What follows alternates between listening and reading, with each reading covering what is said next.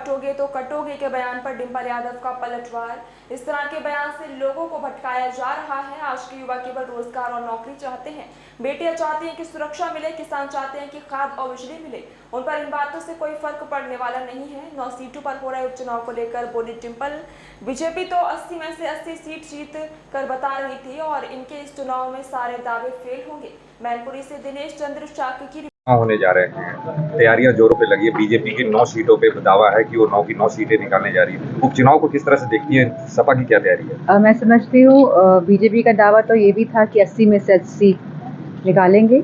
तो जिस तरह पहले इनके दावे फेल हुए हैं, मैं समझती हूँ उपचुनावों में भी ये सारे दावे फेल ही साबित होंगे। अच्छा, एक योगी जी की 9 सीट पे प्रतिष्ठा दांव पे लगी हुई है। वहीं योगी के दिए गए बयान जिसमें बोल रहे हैं वो बटोगे तो कटोगे, महाराष्ट्र तक गूंज रही है। महाराष्ट्र में पोस्टर लग रहे हैं उनको लेके। क्या लगता है कितना प्रभाव डालेंगे चुनाव में? मैं समझती हूँ उत्तर प्रदेश की जो लोग हैं वो इस बात को समझ गए हैं कि जो मौजूदा सरकार है वो लगातार अपने इस तरह के बयान से लोगों का ध्यान भटकाने का, जहाँ उन्होंने काम किया है पहले भी और लगातार करेंगे। लेकिन आज जो युवा है वो केवल चाहता है कि उसे रोजगार और नौकरी मिले। आज जो हमारे उत्तर प्रदेश की बेटियां, बहुएं, बहनें जो हैं वो चाहती है कि बेटियों को सुरक्षा मिले, और हमारे जो किसान हैं वो चाहते हैं कि उनको खाद मिले, सस्ती बिजली मिले। उन पे बातों से कोई फ़र्क होने वाला नहीं है। और जहाँ तक कि हमारी जो रणनीति रही है चुनाव में, उसी रणनीति के तहत हम सब मिलके चुनाव एक साथ लड़ेंगे और सभी समाज के लोग आप देखेंगे कि किस तरह साथ आएंगे और इस सरकार को, जो अपने आंखों में पट्टी डाल के बैठी हुई है, जो नहीं समझ पा रही है कि धरातल में क्या स्थिति है लोगों की, क्या स्वास्थ्य सेवाएं किस तरह हैं, शिक्षा का किस तरह का दौर चल रहा है, इन सभी बातों का आकलन करते हुए लोग इस बार वोट डालेंगे। करेल विधानसभा सीट के बारे में बात करें। करेल विधानसभा सीट राष्ट्रीय अध्यक्ष जी ने छोड़ा और तेज प्रताप को जीत दिया गया है। वहीं नेताजी के बाद तेज प्रताप को सीट दी थी उनको विरासत के तौर पे। क्या तेज प्रताप यादव बाई इलेक्शन के लिए ही है नेता की डायरेक्ट इलेक्शन भी कभी लड़ेंगे? बात इस बात की नहीं है। ये तो समय ही बताता है कि कौन कहाँ चुनाव लड़ता है और किन परिस्थितियों में चुनाव होते हैं।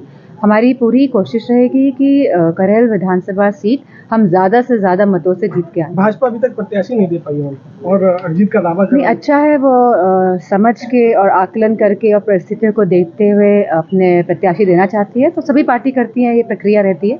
अच्छा, एक आखिरी सवाल मैडम, कि चुनाव में देखा जा रहा है, पिछले 2 चुनाव को देखा गया है कि एजेंडा कहीं नहीं मिल रहा है, विकास की बात नहीं हो रही है, धर्मों के आधार पे चुनाव के।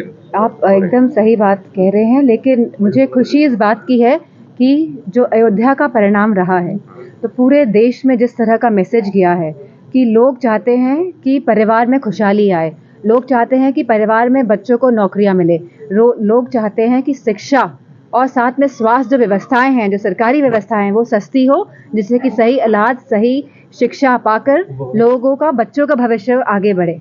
तो मैं समझती हूँ इन्हीं सब मुद्दों पर चुनाव लड़ा जाएगा और आज के जो मतदाता हैं जागरूक हैं, सब बात समझ रहे हैं। खास तौर से मुख्यमंत्री जैसे लोगों की कटोगे बटोगे, ये देश के लोगों को इस तरह का बयान देना, किनके बीच में कटोगे बटोगे की बात करते हैं आप? हमारा निवेदन है कि सभी समाज के लोग एक साथ आएं और ऐसे लोग और ऐसी सरकार और ऐसी सोच जो हमेशा बांटने का काम करती है, जो देश को बांटने का काम कर रही है, जिनकी जो सोच है वो नकारात्मक रही है और रहेगी, क्योंकि जो मानसिकता है, जिस तरह की बयानबाजी देते हैं तो मानसिकता का पता चलता है लोगों की।